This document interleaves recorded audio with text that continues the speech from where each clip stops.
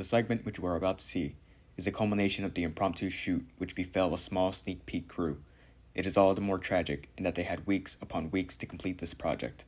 Still, they could not have expected, nor would they have wished to produce as much of the mad and slapdash as you are to see.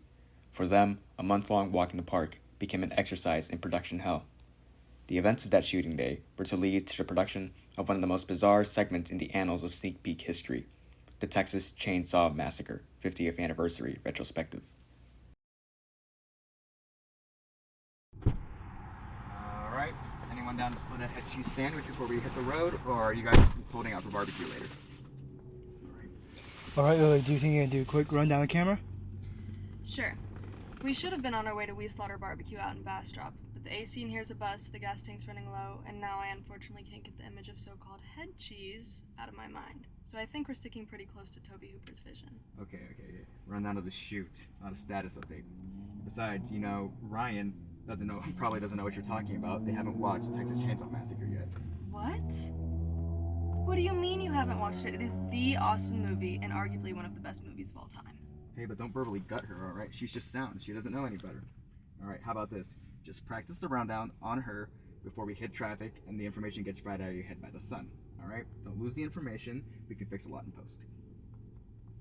And don't forget to touch on how Austin influenced the film's production, how an Austin-bred indie became a cinematic touchstone, and how Austin has embraced the film's legacy.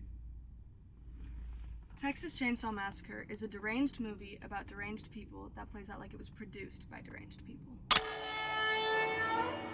The mad and macabre story of 5 youths getting lost in the backwoods hell of Central Texas and falling prey to a family of bloodthirsty chainsaw, mallet, knife, and broom-wielding ghouls, though it feels belched out of a grimy sulfur pit, cannot have been born anywhere else but Austin. Conceived, written, directed, and set in the midst of the grim Nixon administration, Texas Chain Saw was the brainchild of UT film alumni Toby Hooper, wanting to produce an angry movie that would project the rage and apathy of an entire nation. Connections at Texas Tech and the Texas Film Commission funded the initial $60,000 production, and by sourcing cast and crew from Central Texas unknowns, Hooper & Co. hit the road to Leander, Round Rock, and Bastrop on a month-long excursion through production hell. Finally, a year later, Texas Chain Saw Massacre had its Austin premiere on October 1st, 1974, at the now-defunct Riverside Twin Theater on East Riverside Drive. Because of the work with what you got parameters of independent film, it is undeniable that this film oozes with Texas aesthetic. A film made for less than $100K should have never logically made $30 million at the box office, but this was the early 70s, the era of the American grindhouse and exploitation circuit. I mean, just look at this poster. A title that promises violence, an image that sells horror, a tagline that haunts. It's a formula that has continued to be repurposed for years, lending its DNA to the burgeoning slasher genre with varying degrees of success. Even though the violence was kept minimal enough for a 70s PG, its implications were enough to land an American R with foreign X's and even bans on occasion. Of course, exploitation audiences were bound to eat this movie up. But how did such an off-putting movie break out of the grindhouse septic tank and become recognized in the mainstream as one of the best American movies? Yeah, I mean, the Texas Chain Saw Massacre is in some ways like the little movie that could, right? It's a really interesting case of a small independent film that eventually sort of rises to sort of global significance and popularity, both as a sort of key cornerstone of the horror genre, but also just as like a huge box office success. And part of that was due to the fact that due to the controversy around it, frankly, which is to say that as it was sort of initially picked up for distribution, it was released locally in Texas. It performed pretty well. It eventually sort of spread out to the sort of major cities, so it gets a release in sort of a number of theaters in New York and LA and select theaters across the US. And then eventually, plays some very notable festivals, right? And sort of gets some notoriety from sort of festivals globally, and then eventually sort of moves into sort of global release. And part of the reason that I think it was so successful and the reason it became such a global hit is a couple factors. One is that it sort of had this kind of reputation even immediately upon its release of being like one of the most terrifying movies that people had ever seen, right? So that just the general word of mouth, and also like that's augmented by a lot of the marketing materials for the movie and like the sort of one-page ad they notoriously put in Variety to sort of market it in LA upon its release in LA, really stress that this is going to not only be a sort of like singular scary experience for the spectator, but also the film sort of notoriously opens with this kind of faux documentary moment, right? That sort of immediately puts us in the place of, is this real? Is this not? Austin feeds its own, and since Texas Chain Saw has torn its way through silver screens with unabashed Austinite zeal, the city of Austin was only more than happy to celebrate its child even half a century after its release. Recognizable shooting locations from the film have been adopted by fans of the film, and in the case of the family house in Kingsland and the gas station in Bastrop, both have been turned into must-go pilgrimage sites for horror fans. Even beyond just horror hounds, Austin's Alamo Drafthouses have featured the film in their 1974 Time Capsule series, the art house Austin Film Society Cinema has screened the restoration, and even the Texas Film Commission hosted its own commemorative screening. Austin itself just can't seem to get enough of their proto-slasher. I think this movie endures, in part because I think that people seem to project a kind of violence onto it that is not actually really there in the film to a certain degree.